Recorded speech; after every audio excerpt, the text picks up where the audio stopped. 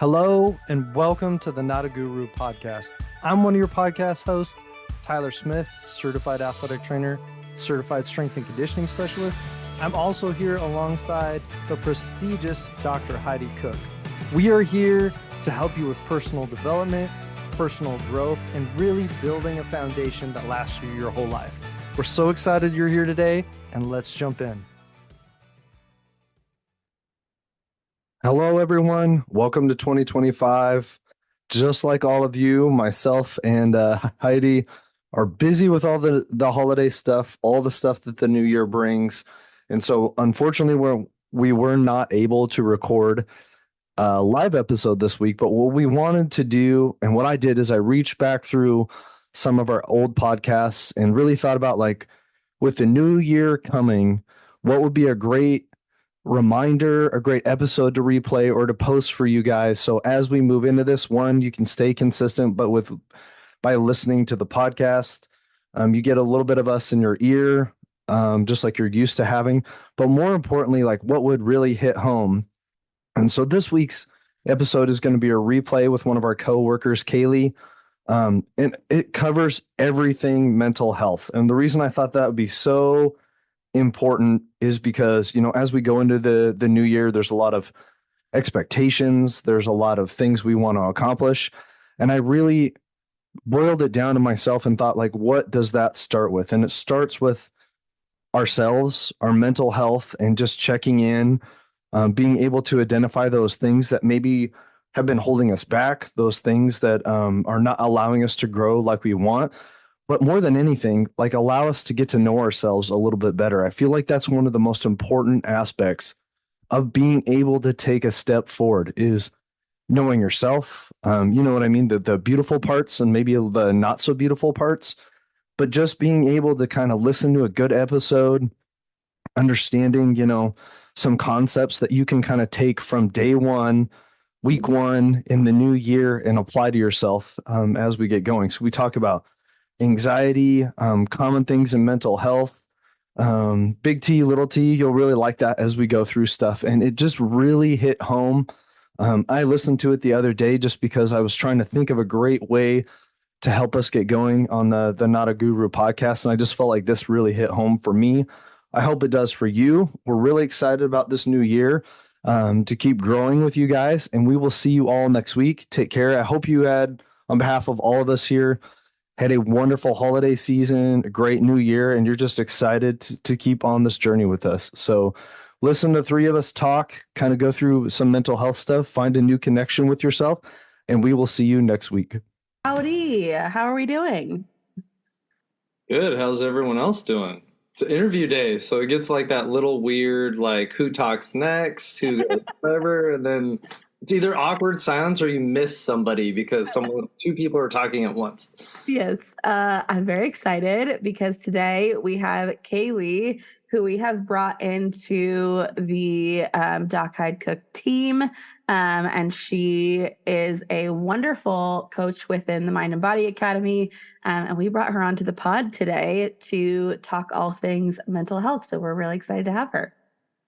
I am excited to be here. Woo. Hello. Hello, everybody. Hello, internet and listeners. I'm so excited. So quick background on Kaylee and how she kind of came into join the team. So Kaylee and I were actually childhood friends. I mean, like, the memes of playing kick the can in her backyard are just like flooding into my brain right now. We grew up together, like a stone's throw away from each other. And so much of my childhood just has Kaylee in it. And we, as childhood friends do, we graduate and go off to college and we go do our own things and grow into adult people. And we've kind of reconnected after, graduation, after we've kind of developed our own little foot in the world, in this space. And she reached out to me and, was interested in what we were doing here. And we found a place for her pretty quickly because I love everything that she's about. And yeah, I love having her as a part of the team. And she brings a really valuable perspective and skill set. And I'm excited to pick her brain a little bit today. Thank you. Yes. Oh, what'd you say? Sorry, you cut out. Really good memories. Kick the can. Yes. Oh my gosh. So much basketball. So much basketball. Okay, yeah. So it's always so funny. Like I have my things that stick out to me from like our childhood. What sticks out to you, or like what are the core memories for you?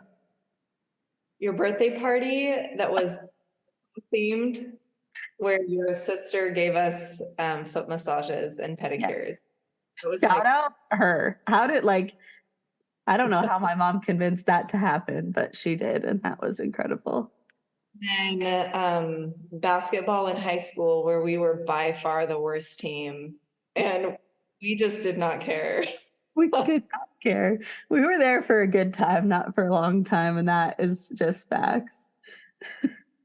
It was a team full of girls who like all had their other sports that they actually cared about. And basketball, we just like, I mean, I was, 5'0", and I think we all just knew that basketball was not where we were going to shine. And we just all really accepted that and leaned into the fun side of it, which I never really had in any other sport, So that was a good mem too, for sure. Oh, Lord. Okay, well, I'd love to kind of dive into a little bit for the audience listening, a little bit more on your background specifically in mental health and kind of what brought you into that field. Absolutely. So I didn't know what I wanted to be when I grew up, even after I graduated college. And so I graduated in something I was pretty good at and I was interested in, which was reading and writing. Something just really broad and creative. I graduated in English. And I knew that I wanted to do something to help people. I knew that I wanted to be in a helping profession. I knew that I hated science, all things science related. And I was really passionate about human connection. So I started paying attention the years after I graduated with my undergrad degree. I had my first, and I had my second, and I had this kind of self-test where I paid attention to what I researched and read and what got me passionate and excited. I didn't have to do anything. Like with my downtime, what was I drawn to? And it was all things mental health and all things rooted in basically why we think the way we think and behave the way we behave, and what makes us, what gets us stuck and what helps us get unstuck. I also had really severe anxiety when I was younger, and I had gotten really, really, really good at masking that and figuring out how to kind of perform so that other people didn't know that about me. I was really high performing and really high anxiety. And as an adult, I think especially when you have kids, it's just a massive shift in identity. And I realized that the way that I had been doing things was not something I was interested in sustaining. And so right around the same time that I was deciding I wanted to go for my graduate degree, I was also burning down the identity that I had built around performance. And I was trying to build up an identity that was not coupled with anxiety and with external validation. So I was doing my own therapy, I was doing my own work, and I made some really cool connections within that world. And the more that I learn, the more excited about it I am. And so it definitely is the right field for me, which is all you spend years going to school for something. Right. Yeah. That's always a good realization to have, of like the deeper you go, the more excited you get, or just like the more passionate or the more interested, the deeper you do want to go. That's really neat. And I love that kind of perspective. And I think a lot of people can probably resonate with that, like I didn't know what I wanted to do. Like, who do I want to be when I grow up? And we're asking, 18-year-olds to decide their future, and it's a lot. And I think it's really cool to hear you talk about just pivoting, right? Because I think a lot of people don't pivot, or they don't feel like they can, or whatever it is that sticks them in that particular role. And whether it's guilt of the money they spent on the original degree, or whatever it is, right, that keeps them kind of planted in place.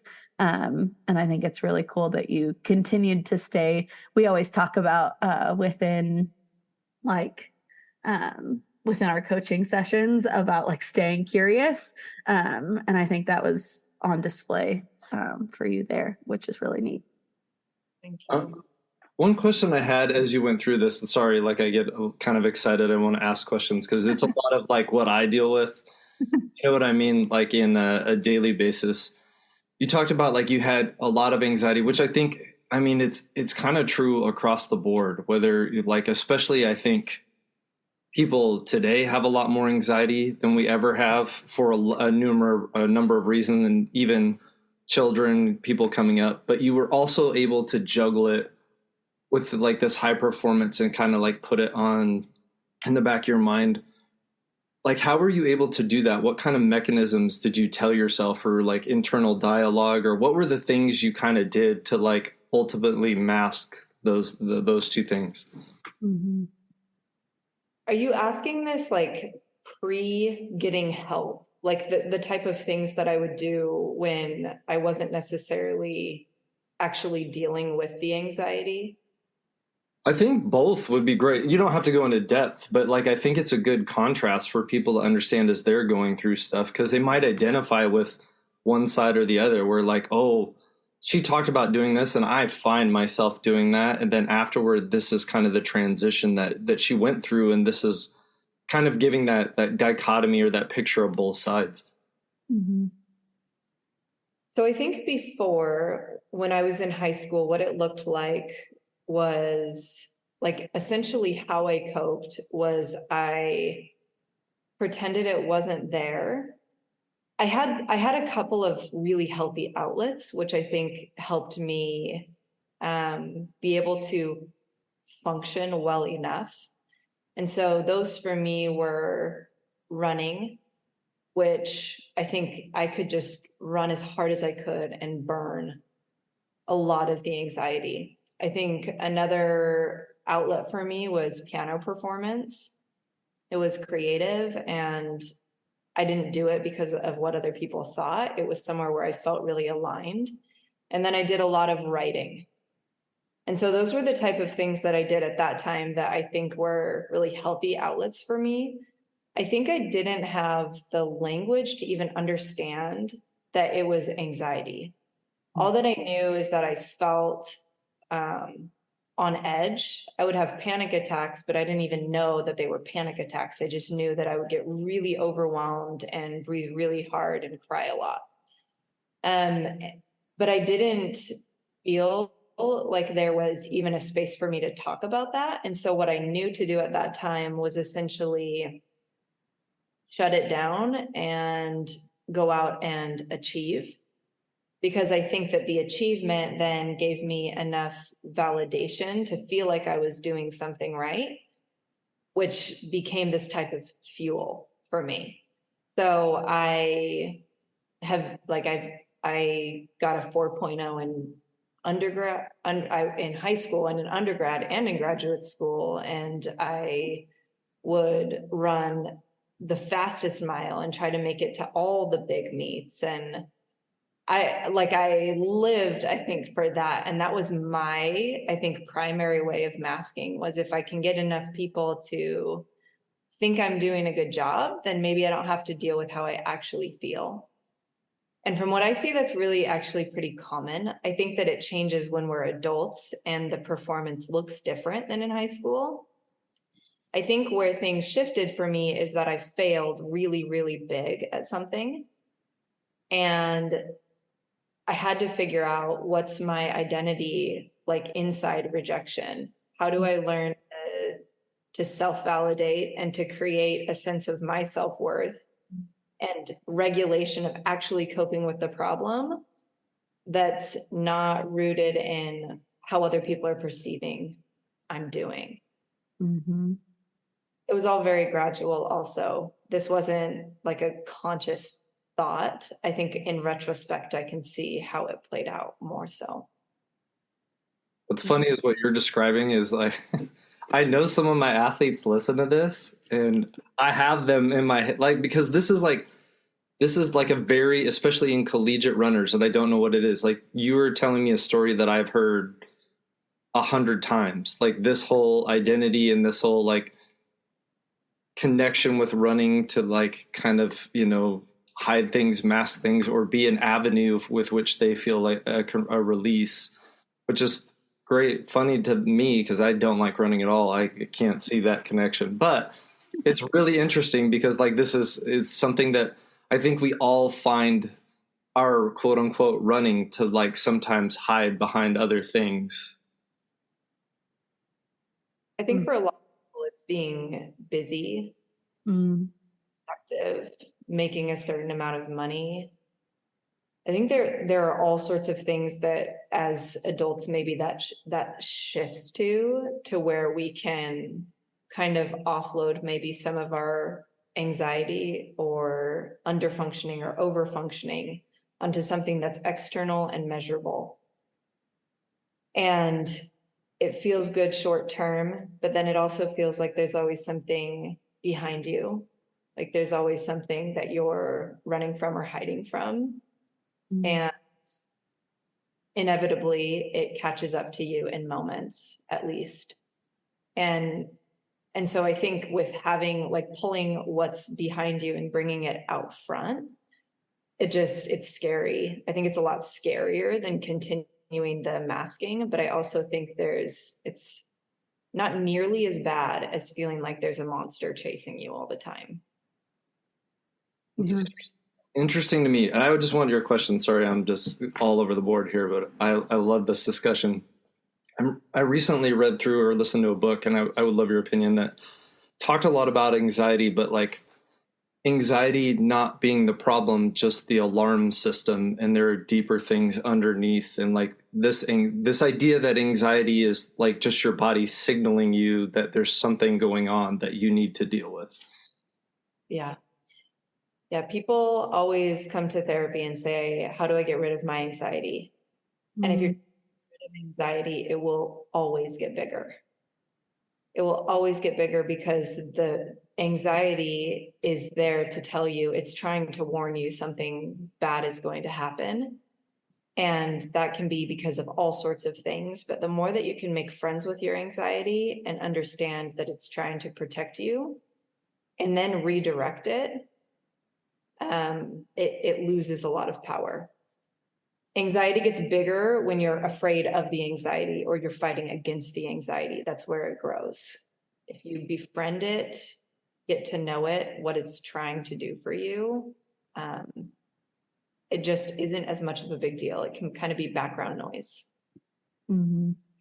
Now, this might be a deeper question or like or even maybe a case-by-case basis question, but it just got me thinking, like that concept of, befriending your anxiety and learning how to either, work with it or learn from it or, kind of be in process with it. And maybe and you don't have to share if you're not comfortable, but like in your case, right, and the anxiety that you were feeling, what do you feel like that anxiety was protecting you from or warning you from? And like, how were you able to befriend that? Like how do you find that balance between like, vulnerability and like the anxiety maybe protecting you from being hurt or getting vulnerable or whatever, but then also kind of knowing and understanding that to get through it or grow with it or, whatever, like that we also have to accept some of that vulnerability and step into that or, kind of that balance of befriending it, but then also like working in opposition of it in a similar sense, I guess. Yes. I think that in the acceptance of it is when you're okay. I think that there are a lot of parts to this question, and I think it what kind of therapist you are. So I'll share for me personally how I tend. I think that everybody's protecting something different with their anxiety, but it always comes back to I'm uncomfortable with being out of control of something. Yeah. Whether that's people's perceptions of me, whether that's what might happen next year, whether that's anticipatory grief or loss, job instability, whatever it might be. So it always comes back to how comfortable can I be with understanding that nothing, like there are so many things in life that are out of my control. So I think what I was protecting myself from was rejection from other people. So it makes sense that the way that I learned, and I didn't know this, but the way that I learned to compensate for that was performing, because I thought that that would get me more of a place of belonging with people. Sure. And so for me, the process of accepting anxiety looks like this is here. It's trying to tell me something. I don't need to freak out. I'm capable of feeling something without responding behaviorally to it. And I also trust myself that if I allow this to be here, it will pass. It doesn't want to stay here. It wants to pass. And there are a lot of things that we can do that help it essentially run its course. And the more that we let that wave of anxiety or just emotion in general build and then crash and then build and then crash, the more that we trust that we're capable of regulating. What most of us do is we cut it off in the middle because we're uncomfortable. Whether that's by drinking, by performing, by over productivity, whatever that might be. And then we always are a little bit afraid of what that emotion feels like. And so if you let it run its course, if you let emotion run its course, it's not there to stay. It wants to build, it wants to crash. And the more you trust that process, the less of a big deal it is. So on the other hand, there's a cognitive piece. So I'm not a cognitive therapist, but cognitive therapists would say we recognize and change our belief systems, which then changes our emotional reactions to it. And so a part of anxiety, I think, is just recognizing, wow, my thoughts right now are really, really, really all or nothing. Really, really over exaggerated. They're really out of control in this way. And I'm just recognizing that that's not realistic. And I'm letting that be, essentially. I'm letting that be. I can understand that it's not realistic and I can work to a more realistic thought, but I'm not necessarily going to freak out about the thoughts because I understand that they're coming from a place of that's not at all rooted in what's real. So there are a lot of different ways that different people approach anxiety. Mine is very emotion focused, and very, how do I trust my body to regulate through an emotion all the way to the end of an emotion and just relax into it. Like Yeah. And I think that's, again, like as humans, right? Like we do pretty much everything we possibly can to avoid discomfort, right? Of like almost any kind, right? We talk about this a lot in the realm of exercise itself. Like if we haven't developed that behavior, right, and exercise is physically uncomfortable, like we often will avoid that. And our brain tells us all of these reasons, why we shouldn't or can't or, whatever. And that's just like one very small example. But I think like one very small physical example, but I think where that idea plays out a lot more on a much bigger scale is discomfort in feeling emotions, in, sitting through how we're feeling, identifying how we're feeling, and working through some of that discomfort and allowing that discomfort, which is, I think, a challenge for a lot of folks. On that note, where do you, or I guess, what do you see frequently in your practice? What do you see the people of today? And I know it's a broad, right? And I know you see people for a lot of different reasons and different, things or diagnoses or whatever. But I guess, what do you see most commonly these days? And what are, what's the majority of people struggling with today? I think that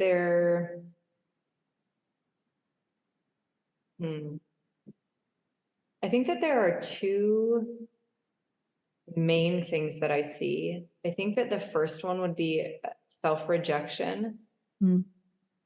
Rejection of parts of yourself that come from probably conditioning for a really long time. It can come from a lot of different sources. I think that that causes so much anxiety and so much a sense of not belonging in the world, or a sense of not being worthy, or not being safe, not being able to trust people. So if we learned, for instance, that as women we're supposed to be quiet, and we're not, and even if that conditioning was subtle, then but you're not aware that that conditioning was there, or that you don't necessarily fit into this category that you are quote unquote supposed to. Self-rejection from that is going to cause all sorts of symptoms related to anxiety, related to depression, maybe excluding yourself or projecting that other people are judging you. And so I would say that's the first one, would be a lack of integrating all parts of yourself. Just takes a lot of time and work. Yeah. I'd say the second one would be unprocessed trauma, which, as we've talked briefly about, this can be like big traumatic events that everybody would be able to readily identify as traumatic, or it can be events that bring up strong emotion when you think about it, even if it from the outside wouldn't even necessarily look traumatic. Yeah. And I'm going to pause you there, because you blew people's minds within MBA with this concept of big T trauma, and describing it as like big capital T trauma, meaning, what you or anybody else would be like, yeah, that's a traumatic event, right? And we often only justify trauma as that, or like only think of it as that. And you blew people's minds with like giving them the validation to say, like, I haven't processed through this. This is still, coming up and living rent free in my brain as an adult. And it's something that happened maybe when I was 12, and defining that as like little t trauma or lowercase t trauma. And I think thinking about it in that way opened the door for a lot of people to give validation to those events, instead of continuing to like belittle them or say like that, oh, that was nothing, or, and continue to push it away. And it gave them the space to actually like open that door to process through it and sit with it and deal with it for the first time. And I think that's an important concept to touch on, because I think that would be new for a lot of people listening to hear about. Yeah, I think it's really easy to identify the big T stuff. And one thing that happens with a lot of people is that if we don't have a big T thing, we think, I haven't earned the space to use this word, or for this to have been exactly as painful as it was. And it just was as painful as it was. Like, no one benefits from anyone minimizing their experience to try to, it's not like you claiming your pain lessens anybody else's or makes anybody else's greater. It just is exactly what it is. Mm-hmm. It's one of the biggest things that gets in the way is people comparing their experiences or minimizing, denying, avoiding, or hyper focusing on the intent of others in a traumatic experience, such as, I know that he didn't mean that. It still just felt the way that it felt. And it's not about placing blame. It's not about, criticizing anyone, criticizing your parents particularly. It's only about honoring what was real for you in a way where it's not, like you said, just hanging on to you, unconsciously controlling your reactions or your behavior still. Nobody benefits from us avoiding what is real for us emotionally. Right. Yeah, I love that. I love that idea. I think that just gives people permission. And like, I think, again, like we often put so many barriers in front of ourselves, like dealing with the thing, right? And that just that concept alone allows some of those barriers to come down and step into actually, processing through that for maybe the first time. Right. So I guess in that, right, those big concepts that you see frequently, I want to touch on kind of two things.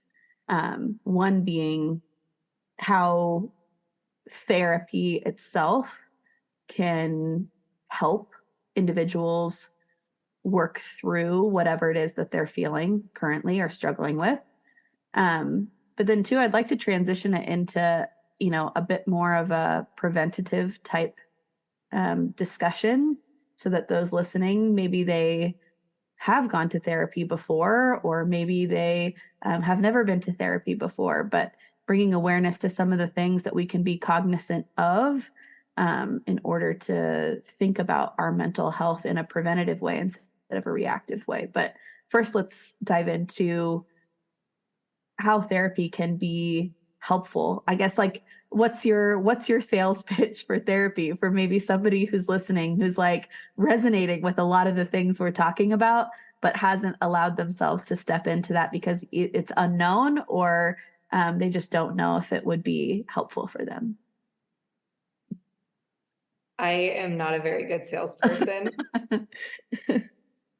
And in that, it doesn't always help. It's dependent on so many things. It's dependent on the therapist.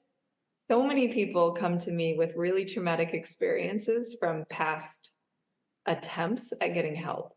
It's really important to know that going in, that you get to interview your therapist. You get to be particular and assertive about what you need and what you want, because their whole job is to help you. And if they get defensive, then that's not the place for you. And so I'll start with that it's not always helpful. Be picky, be particular about what you're looking for. We're also, all of us are at different stages in our processing and in what we're in, basically our level of wanting to change. We might be in a place of just pre-contemplating, like, oh, that's an interesting thought. Not quite there yet. And at every stage, different things are going to be helpful. Right.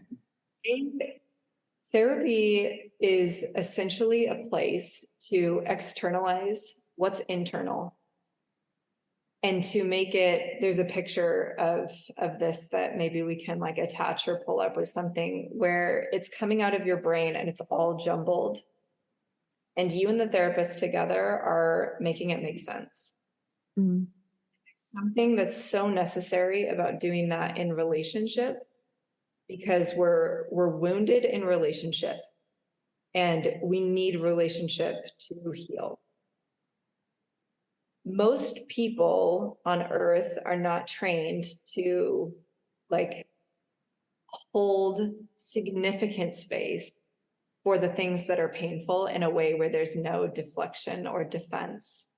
Most relationships are complicated. It's give and take. And a relationship with a therapist is just your space. It is purely your space. Mm.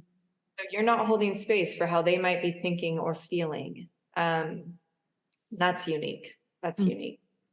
Therapists are trained to know how to do that and how to help you make sense of it and how to process it in a way that's safe and grounded. If you bring up trauma when you're not ready to bring up trauma, then it can be really re-traumatizing. Mm. There's also the component of therapists confronting what they notice. So when I'm in a space with someone and I notice that they're doing something that's probably getting in the way in their life of what they're telling me they want, I will tell them. Mm. Obviously, it's not like in a mean way. Mm-hmm. I'm not interrupting is rude. But say, on one hand, you're saying that you want this, and on the other hand, I see you doing this right now. Let's reconcile that. And so I think it's also a safe space to have some things that are blind spots brought in. And good therapists are trained to help you see your blind spots. I've had one client say, it's like you're the detective and my trauma is the crime scene. And we're sorting through this together. I love that. I love that analogy. That's, I always think it's so like powerful to almost like put a physical representation to something that has no physical representation. It can just like help you understand it a little bit more. And I think that's a really great physical representation of, a mental process that's happening. I love that. So in that, right, like that, where do you see, and again, I know that it's, I'm sure, case by case basis, and maybe it's not at all, right? Because, different techniques or different therapists, might connect or resonate with different patients at different points in their journey. But where do you see the biggest, maybe not like breakthroughs, but where do you see growth happening the most through the therapy process? And that's a really good question.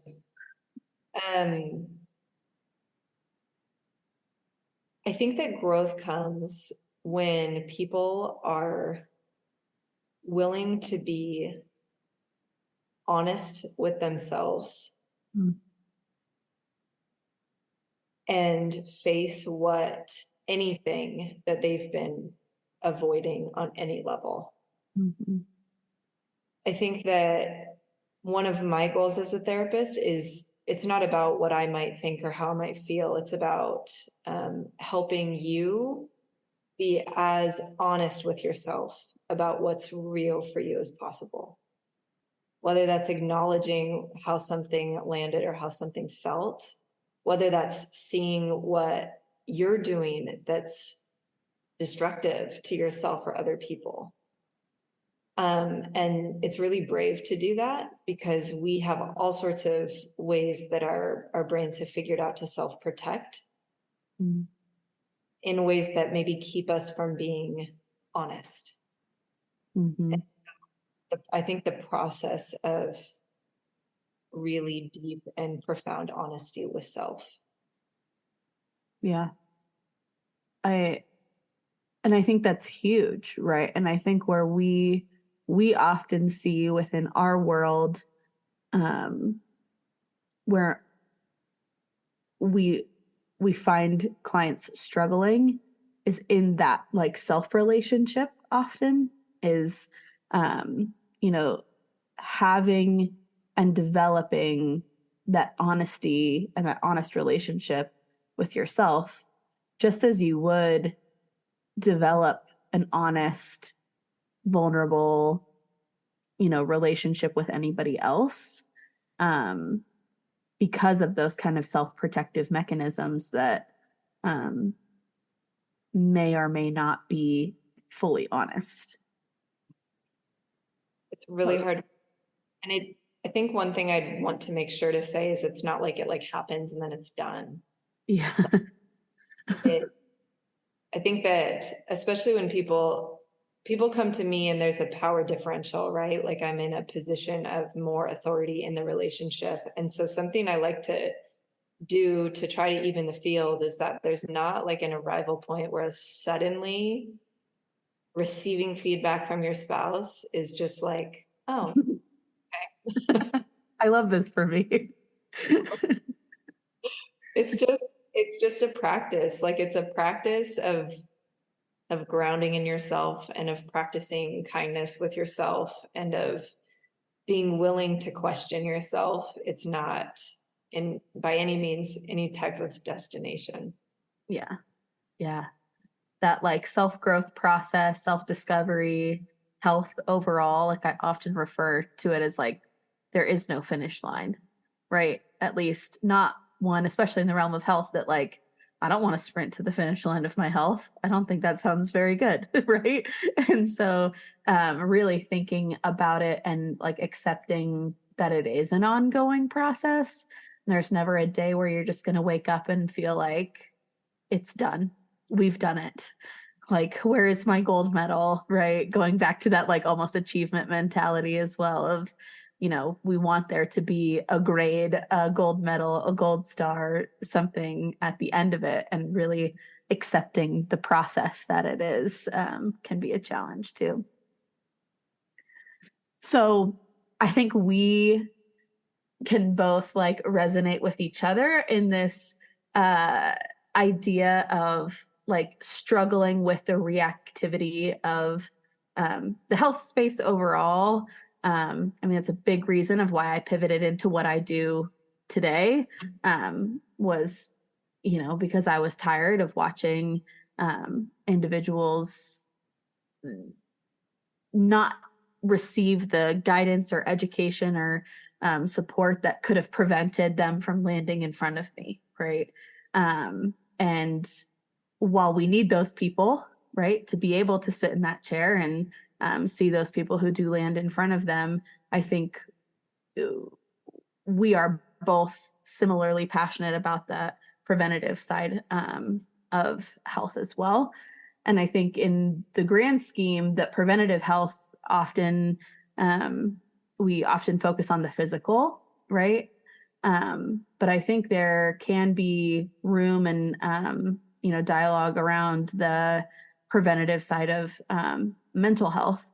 So for those listening, I guess, what are some of those big areas or tools or skills or whatever it might be that might help individuals from getting to a place where they feel like I can't do this on my own? And I don't want to say that in a negative sense, like you shouldn't have to do anything on your own and you should be able to reach out for help whenever you need it. But what might be some preventative measures that might help somebody from feeling like they have to land in your chair?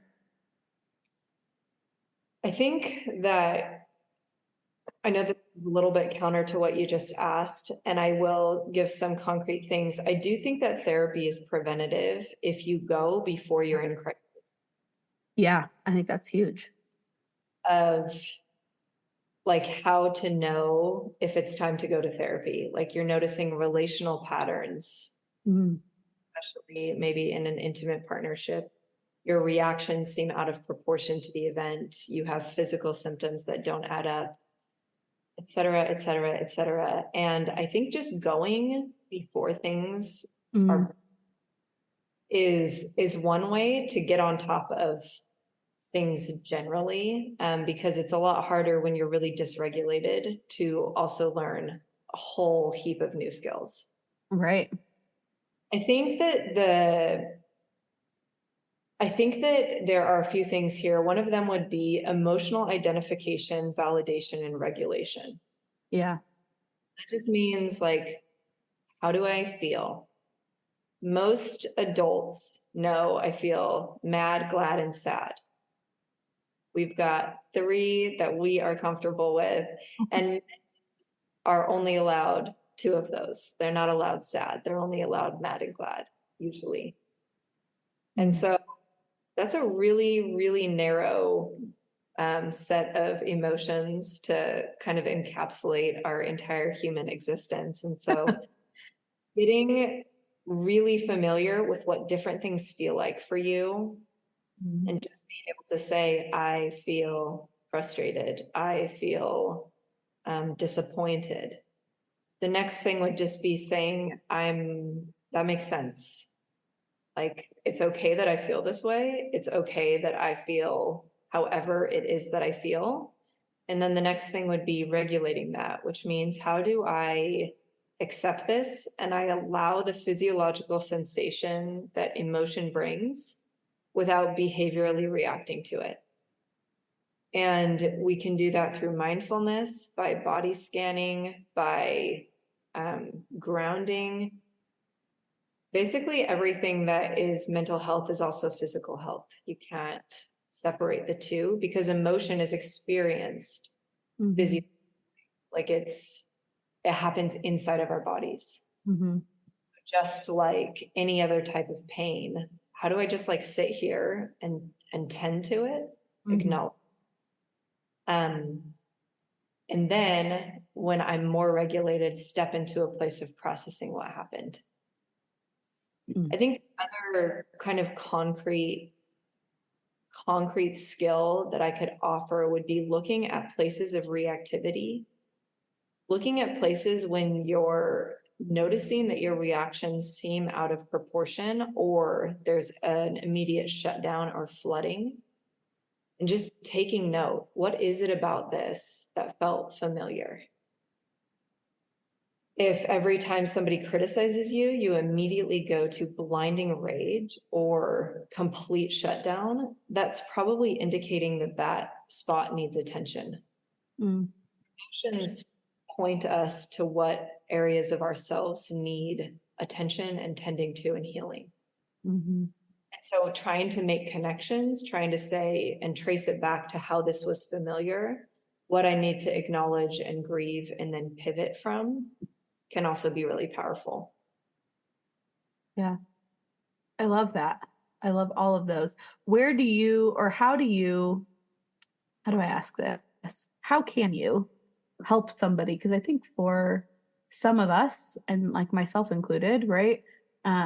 Again, going back to those blind spots of how do you help people start tuning into their own patterns when maybe those patterns are happening. Maybe I'm going into shutdown every time I'm criticized, let's say, and I am not recognizing that pattern. I just know that like overall I'm unhappy and things aren't, going smoothly or whatever, but like that's not a pattern that I have identified. How do you help people start cueing into and recognizing their patterns, both, good and bad? I think that that's also a matter of being able to identify what's going on, which is achieved through mindfulness. And so if I can't identify that I'm experiencing an emotion, whether it's numbness or rage, if I'm just like so disconnected from self that I can't identify that, then I certainly am not going to recognize patterns. Sure. So being able to I'll even have some clients who experience this, like set timers for different times in the day to stop and to say, okay, what am I thinking about? What's on my heart right now? Like, what am I feeling? What's happening inside of my body? Just increasing your interoceptive awareness by being mindful, even just a couple of check-ins a day, can be a really powerful place to start. And then having people who are safe enough and who you could be open to receiving feedback from. Nobody's going to know your bad patterns better than, whoever you're living with. And so there's willingness to ask, like, where do you see me reacting really big? Where do you see me get stuck? Where do you see me go into a place of disconnection from you? And what does that look like? What do I do that makes the pattern between us worse in conflict? Questions, but I think other people are often more accurate gauges of us than we might be. Yeah. Yeah. I love those. I think those are great takeaways overall. Tyler, do you have anything to add before we head into the song? Oh. Uh-oh. We're not editing that out. That's staying in. Oh, God, there it is. I was trying so hard to get through that sentence before I sneezed. I think the only question that I had was a lot of times if you're listening to a health and fitness podcast, you've kind of like, you're either contemplating making a change for the better or some patterns or something in your life that you're trying to change. When these things come up, I think one thing that I was just going to ask, because I want to get your opinion for the listeners, is like, when you've identified these things or you kind of know that this might be part of your journey, like, when do you reach out? Where should you reach out? And like, do these things walk in tandem? Like, I feel like some people might think, well, if I'm going to try to change the way I'm eating and my fitness level, that like adding something else, is that like a benefit during that journey? Is that something where you modify your journey or destination before you go, or do these things all walk in tandem together as you're trying to make big changes in your life? I don't think that there's a way to separate them out. I think that everything that we do physically impacts us emotionally, and everything that we do emotionally impacts us physically. So there's an entire book, it's called The Body Keeps the Score, and it's about how our bodies hold on to what happens to us emotionally, even when it's subconscious for us. And so at the same time, I think as you're able, having these things go in tandem and doing the work together is a beautiful place to start, because they're going to feed into each other positively. In that, when you go to therapy, you're going to be encouraged to do self-care. And that self-care starts on a very physical level. Like, how much are you sleeping and eating and moving your body and drinking? Because if those boxes aren't checked, we're not going to deep dive into your traumas. We have to make sure that you're in a physically stable place. And I think that also we can't heal physically if we don't acknowledge our emotions, because they are the same. And so people come often to therapy with no language for their emotional experience, but with a lot of physical discomfort and pain.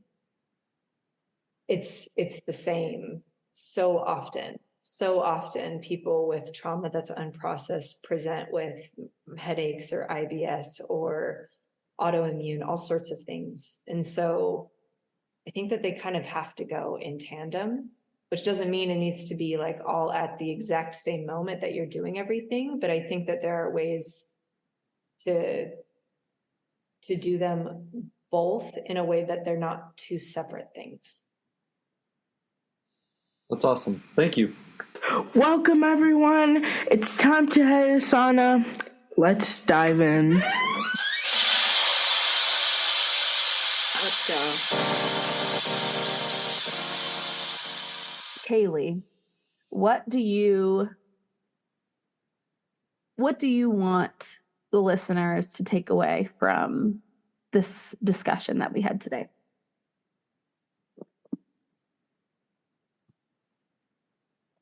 I would love for them to take away the understanding that their health matters, and that they matter, and that getting help is, at any point and at any level, whether it's preventative or whether it's like in the moment that something's going on, is something that they deserve, and the people in their life who love them deserve as well. That would be the main thing that I would hope people would take away. I love that. Tyler, what are your takeaways from today's episode? I mean, I really like what she said just not too long ago, is too many times we try to silo our mental health and our physical health and feel like that we can work on one, and I don't want to say the term ignore, but like not work on the other one, and that it'll all just kind of come out in the wash, when in reality there's so much crossover that if we want to make sustainable change there's so many avenues we have to hit in order to be long-term successful. And the idea that you can just put one on the back burner and it's not ever going to rear its head, or it's not going to come back and forth in waves when you're trying to do something specifically difficult, like make big changes in your life, is, I don't want to use the term unrealistic, but it's going to be much more difficult. So meshing those two together and just coming up with the idea or the concept that changing health is going to be changing a lot of different things, just not physically what I eat or how I exercise, but like my thought process and my mental health and how I just every day live and think about things. 100%. 100%. Shameless plug for the Mind and Body Academy. Which pairs both so nicely. Wow. Anyways, I think for me, big takeaways that I'd like individuals to have is all along the similar lines. If you can you hear my dog squeaking his squeaker toy right now? It's really just going to town, having quite the morning. But I think for me, the main takeaway would be along the similar lines of, not siloing and like looking at the whole picture, but I think just bringing value to maybe a side that we have been neglecting in terms of our overall health process, right? In improving our health, I think it's really easy to ignore that side of things, and we want to just participate in an external type tool, right? In order to see the change that we're looking for. You know, if I follow this meal plan, if I follow this exercise regimen, if I, whatever it might be, like, then I will have the results that I'm looking to have. When in reality, like, there's probably a lot of reasons why we're not participating in exercise, let's say, and the perfect exercise program is not the reason, right?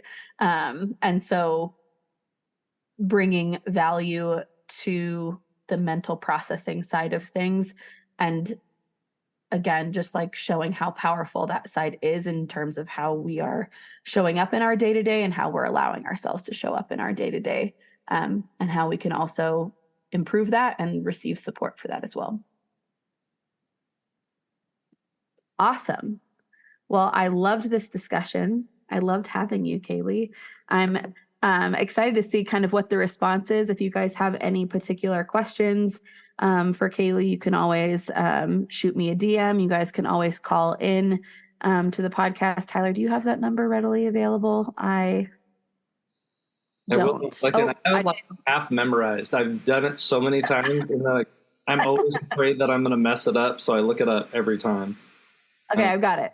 So if you have any particular specific questions for Kaylee, you can call in at 720-675-9132 and just leave us a voicemail. And I'd love to get Kaylee back on in the future and maybe talk about a more specific kind of concept within mental health. And I think we really took like a nice broad approach in introducing the topic today, but I know we just barely scratched the surface. So if you have any questions, shoot them our way, and that might help provide a more focused topic in the future too. So thanks for coming on today, Kaylee. We loved having you.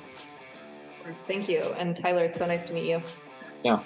Thanks for listening.